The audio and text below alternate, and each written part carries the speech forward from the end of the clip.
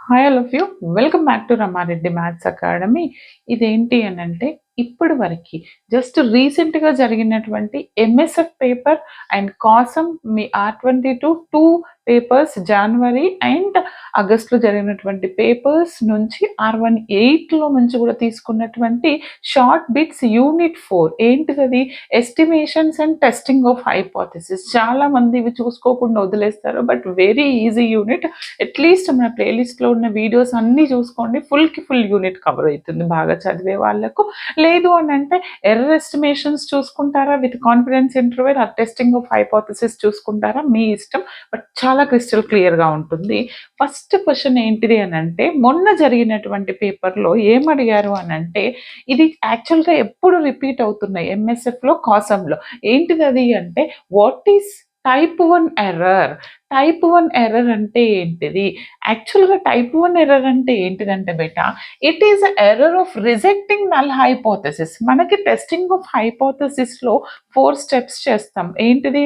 Null hypothesis, alternative hypothesis, level of significance and అవునా?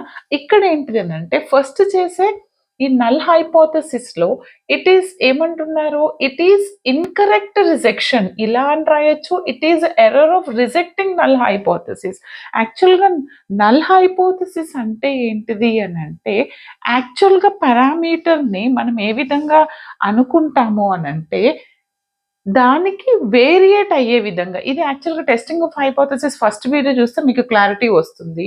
And it is incorrect rejection of true null hypothesis. And దీన్ని ఇంకా ఏమని అనొచ్చంటే also called false positive అని అంటారు. And it is denoted by alpha and equals to the level of సిగ్నిఫికెన్స్‌కి. అంటే ఏంటిది లెవెల్ ఆఫ్ సిగ్నిఫికెన్స్ 1 - ఆల్ఫాతో ఇండికేట్ చేస్తారు. I mean degree of freedom. Okay.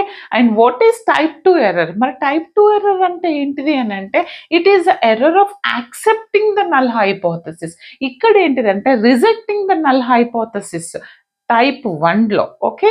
And ఇదేంటిది accepting the null hypothesis when it is false. Okay.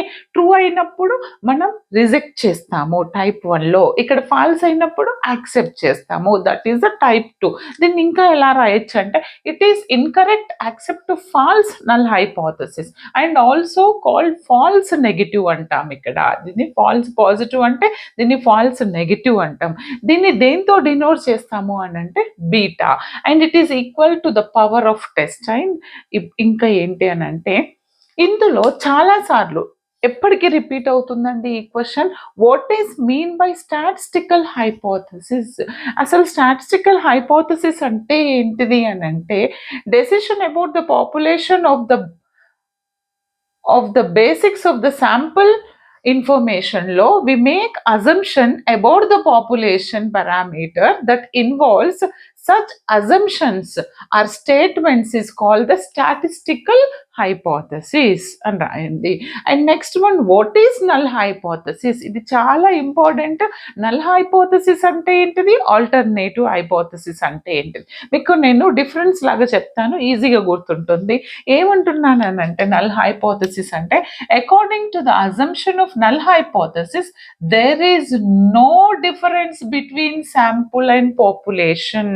Sample కి population కి ఎలాంటి difference ఉండదు. బట్ ఆల్టర్నేటివ్ హైపోథెసిస్ లో ఏమవుతుంది?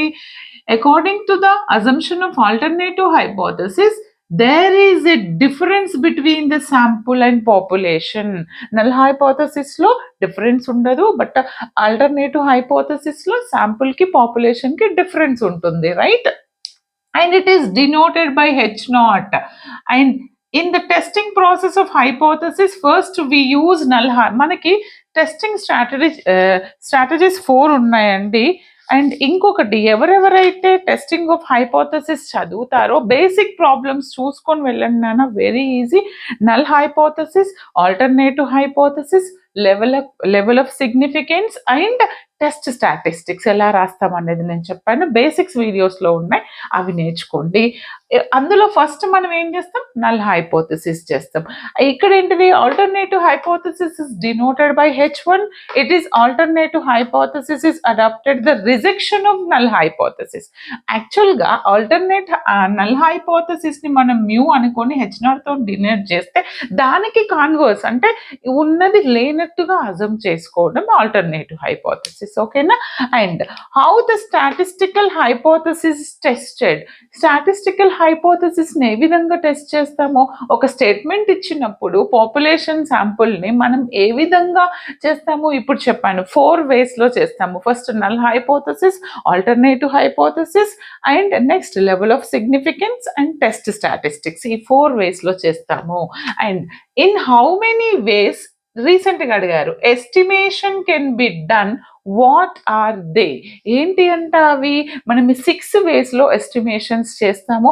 ఒకటి point estimation, interval estimation, unbiased estimation, most efficient estimation, sufficient estimation, maximum likelihood estimation. మీకు only point, interval, unbiased, maximum likelihood estimations ఉన్నాయి. వాటి డెఫినేషన్స్ నేర్చుకోండి.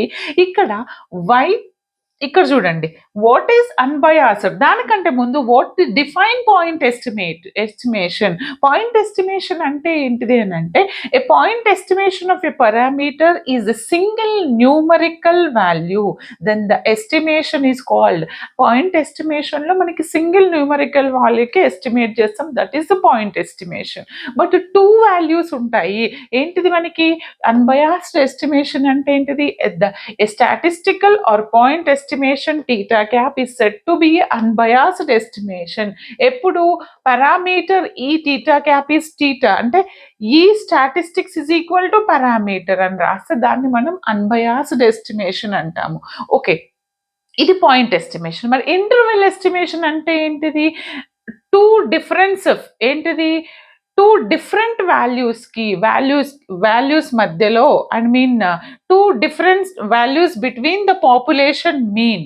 ఓకే, దాన్ని మనం ఏమంటాము, మనం ఇంటర్వెల్ ఎస్టిమేషన్ అంటాము. ఓకే, ఇక్కడ వరకు చూసారు కదా. ఇందులోనే మనకి మ్యాక్సిమం ఎర్రర్ అంటే ఏంటిది, నేను కొన్ని క్వశ్చన్స్ చెప్తాను. నేను రీసెంట్గా పోస్ట్ చేసిన వీడియో లింక్స్ ఇస్తాను, అక్కడ నేను ఆల్రెడీ అవి చెప్పాను. జస్ట్ సెకండ్ బేటా, అవేంటిది అని అంటే, జస్ట్ మినిట్. మ్యాక్సిమం ఎర్రర్ అంటే ఏంటిది, మ్యాక్సిమం ఎర్రర్ మీద ప్రాబ్లమ్స్ చెప్పాను. And what is the standard error అని కూడా చెప్పాను.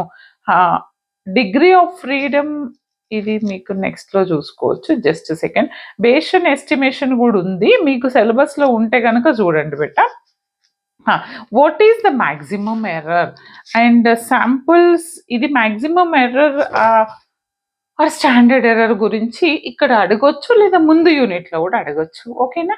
ఈ విధంగా క్వశ్చన్స్ ప్రతి ఒక్కటి ప్రిపేర్ అవ్వండి. 4 యూనిట్స్, 4th యూనిట్ ఎవరైతే చదవలేరన్న వాళ్ళు అట్లీస్ట్ ఈ బేసిక్స్ తెలుసుకొని వెళ్ళండి. షార్ట్ అనేది మిస్ అవ్వకుండా ఉంటుంది. Okay beta, all the very best. Thanks for watching. Comment చేయండి, రీసెంట్ ఎంఎస్ఎఫ్ పేపర్లో ఉన్న సొల్యూషన్స్ కావాలా అనేసి, దాన్ని బట్టి నేను మీకు, అంటే అది మీకు కూడా యూస్ఫుల్ 3, 4, 5 యూనిట్స్. అందుకని all the very best. Thanks for watching.